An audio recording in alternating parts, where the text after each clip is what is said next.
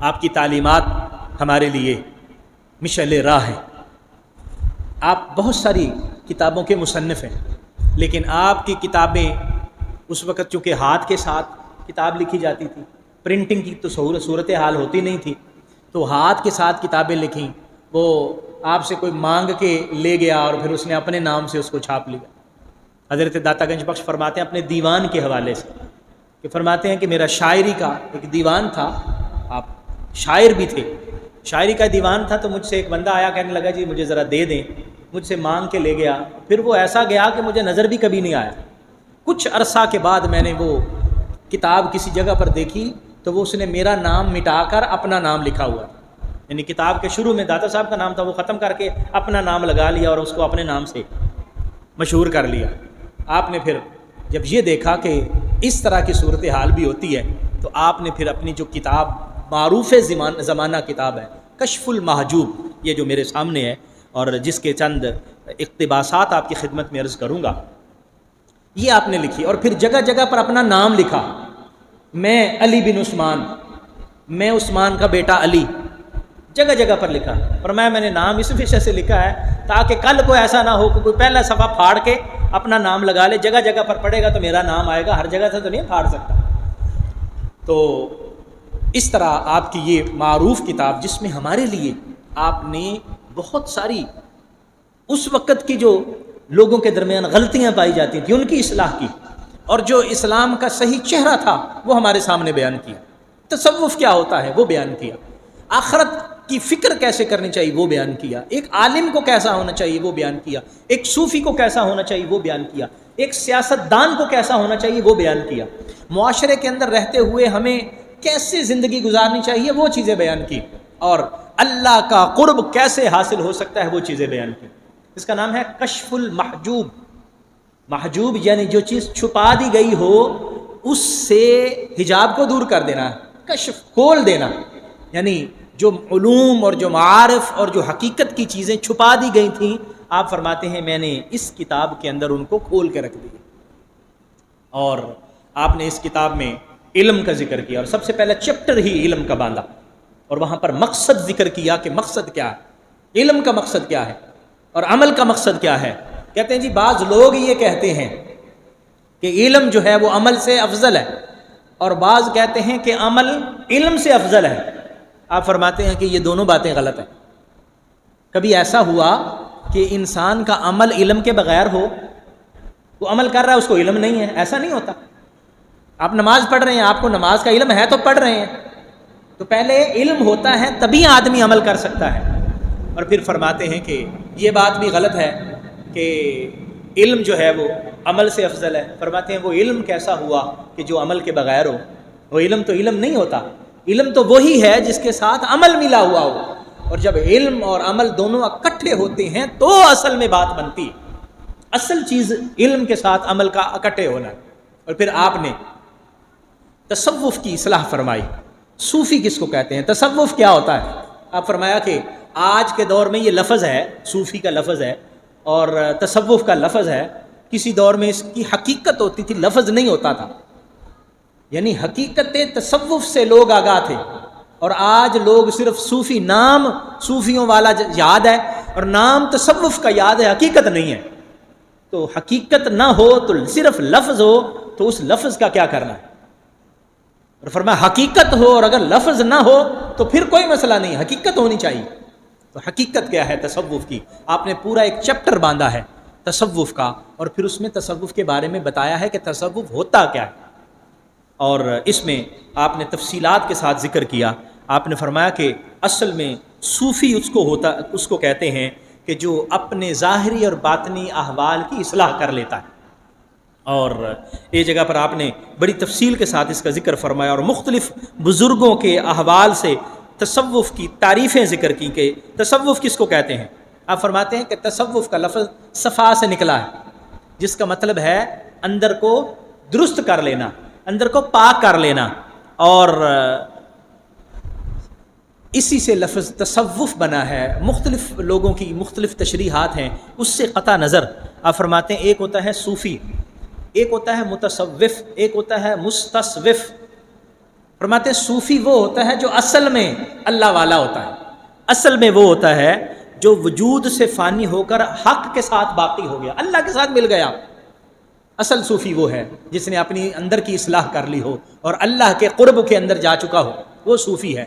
اور متصوف اس کو کہتے ہیں کہ جو ابھی ہوا نہیں ہے لیکن وہ کوشش میں لگا ہوا ہے، وہ اہل اللہ کے طریقے کو اپناتا ہے، وہ اللہ کے نیک بندوں جیسے عمل کرنے کی کوشش کرتا ہے تاکہ اس کو بھی وہ پھل مل جائے جو اللہ والوں کو ملا ہوا ہے، اللہ کے قرب کا جو ذائقہ ان کو نصیب ہوا ہے، جو شربت انہوں نے پیا ہے یہ بھی پی لے، ان جیسے اعمال کرتا ہے، ان جیسے افعال کرتا ہے، ان کی شکل اپنانے کی کوشش کرتا ہے، ان جیسے طریقے کو اپنانے کی کوشش کرتا ہے۔ فرمایا یہ بھی بندہ ٹھیک ہے، متصوف یہ بندہ بھی ٹھیک ہے۔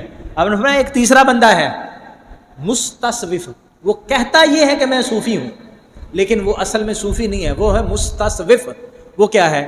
فرمایا یہ وہ شخص ہے جو اصل میں بھیڑ بنی ہوئی ہے لیکن اندر سے بھیڑیا ہے، اس نے لباس اور پہنا ہوا ہے لیکن اندر اور ہے، اوپر سے صوفی ہے لیکن اندر سے پکا دنیا دار ہے، اندر سے اللہ کا قرب اس کو درکار نہیں ہے، اللہ کی معرفت حاصل کرنے کا کوئی پروگرام نہیں ہے، اللہ کی رضا بالکل نہیں چاہتا، صرف وہ یہ چاہتا ہے کہ وہ لبادات صوفیوں والا اوڑھ لے اور لوگوں کو اپنے ساتھ ملا لے اور لوگوں کے سامنے یہ ظاہر کرے کہ میں بہت بڑا صوفی ہوں۔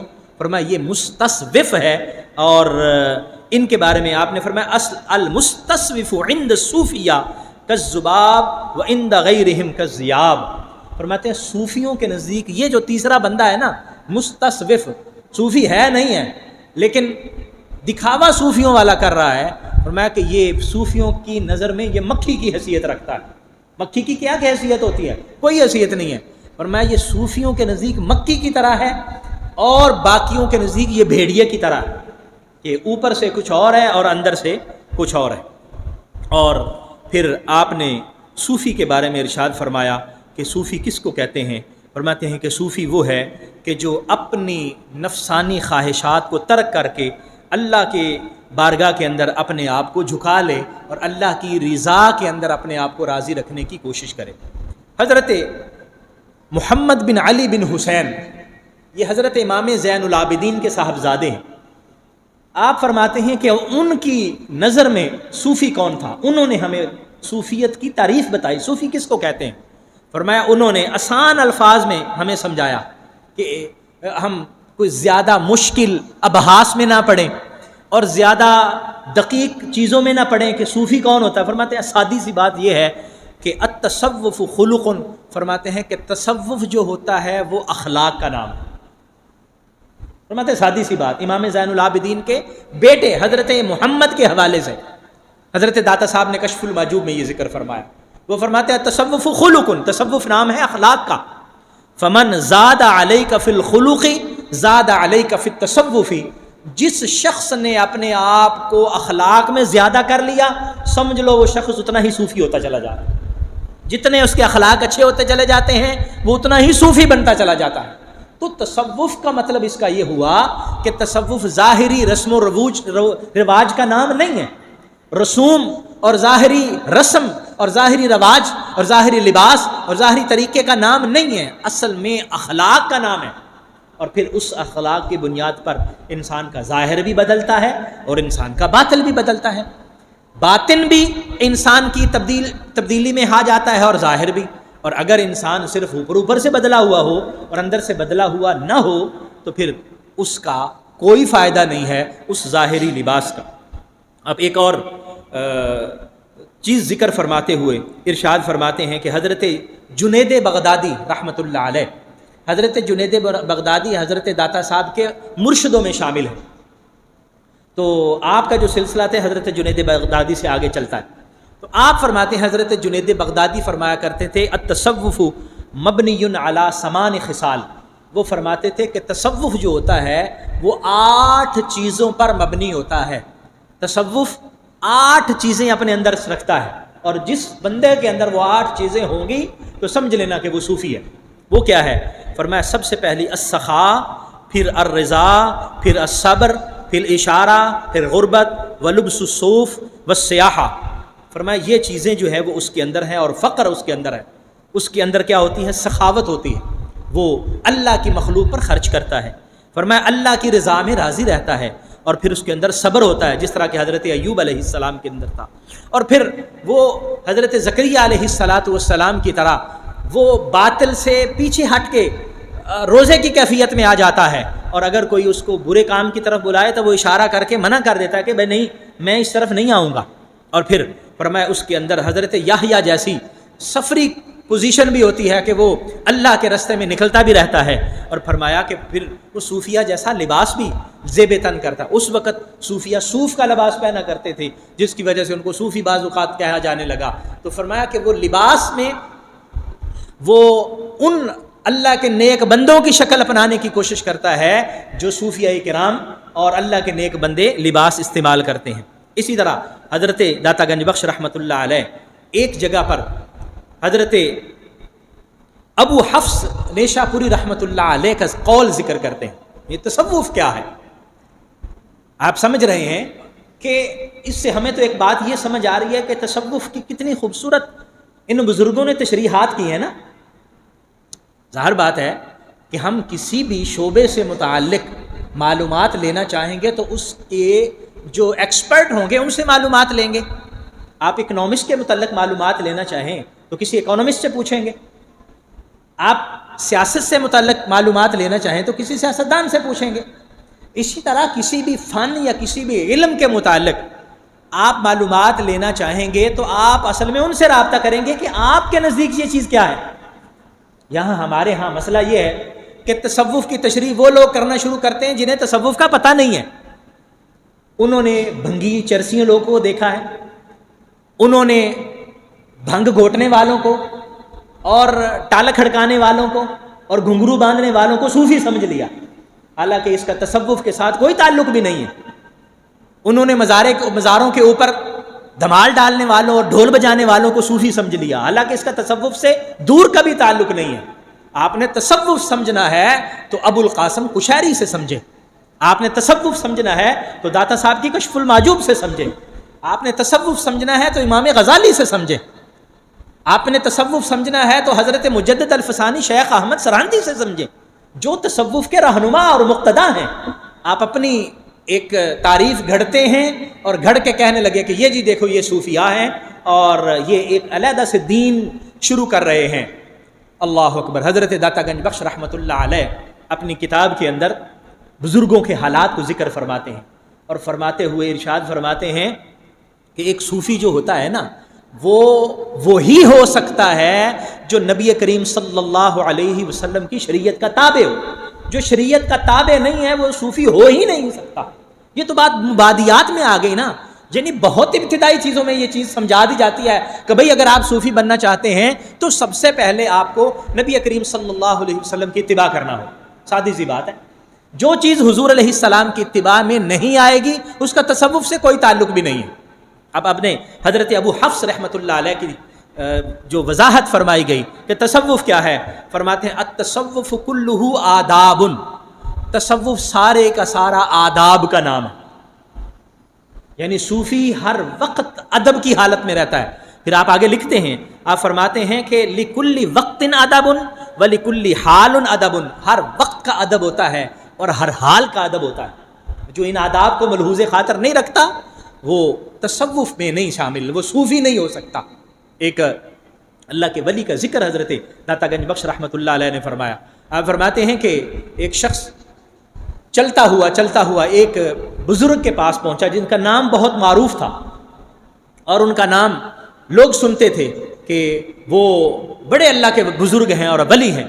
وہ ان سے ملنے کے لیے گئے تو فرمایا دروازے پر ہی کھڑے تھے کہ وہ مسجد سے نکل رہے تھے۔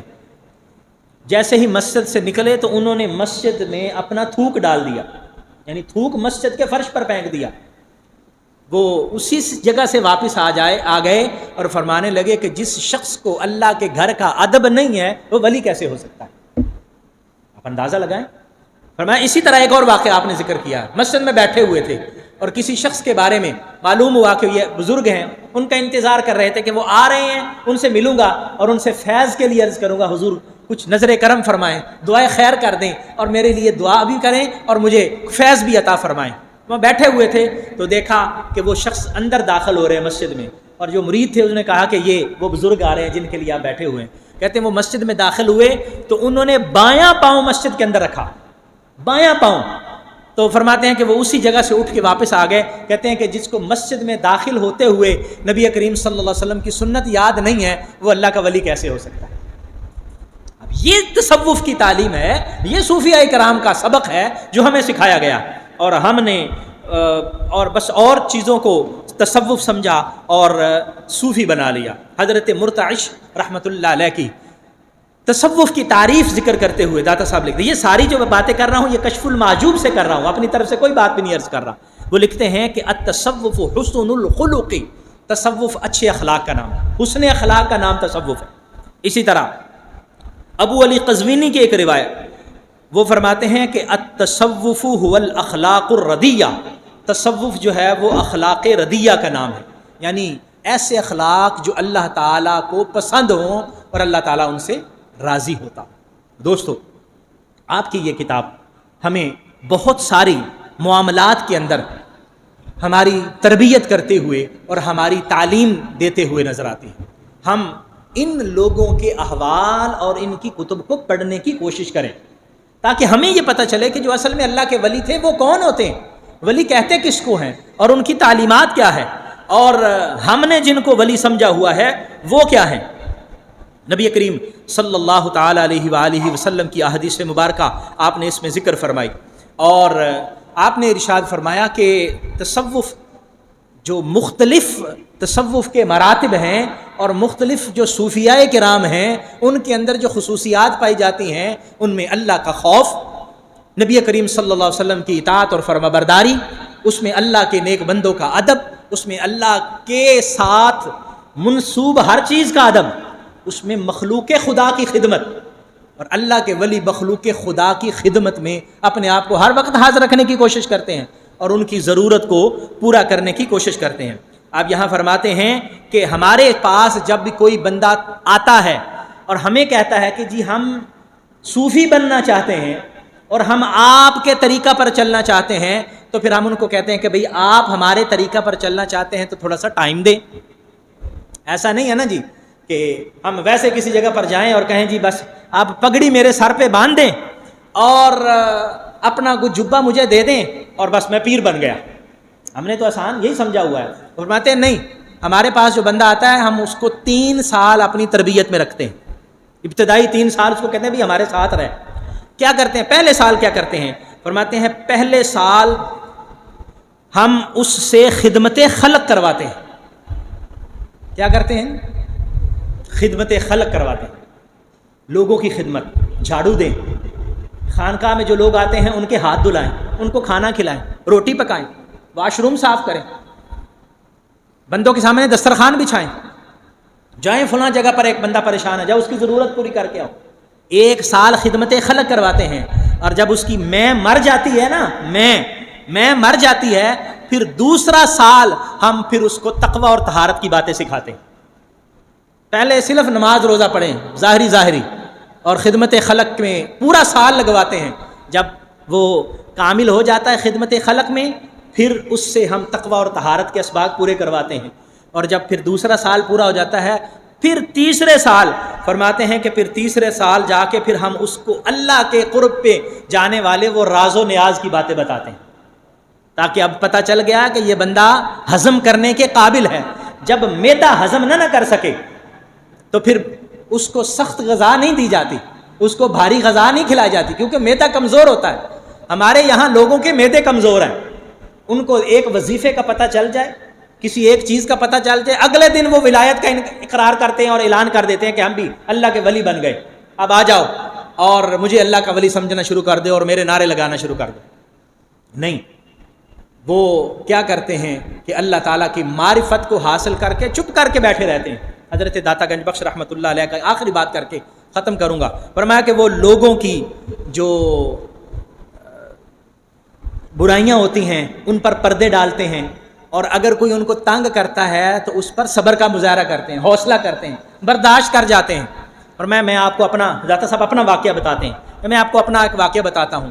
کہ میرا ایک تصوف کا اور ایک روحانیت کا ایک منزل تھی، وہ حل نہیں ہو رہی تھی، طے نہیں ہو رہی تھی. بڑی ریاضتیں بھی کیں، بزرگوں کے پاس بھی گیا، کئی جگہوں پر جا کے فیض کے حصول کی دعا بھی کروائی، لیکن وہ میرا مقصد حل نہیں ہو رہا تھا.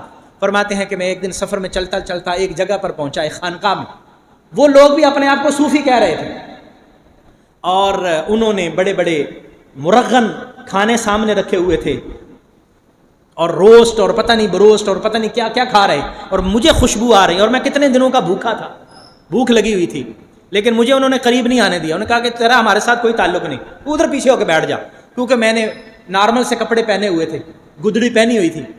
تو وہ پہلے کھاتے رہے. مجھے کیا کیا انہوں نے کہ جو باسی روٹی تھی جس کے اوپر اللی لگی ہوئی تھی، انہوں نے اٹھا کے مجھے دے دی، کہا یہ تو تیری غذا ہے، یہ تو کھا. پھر کھانا کھایا، اس کے بعد خربوزے کھانے لگے، میرے اوپر چھلکے پھینکنے لگے اور مجھے آوازیں کسنے لگے.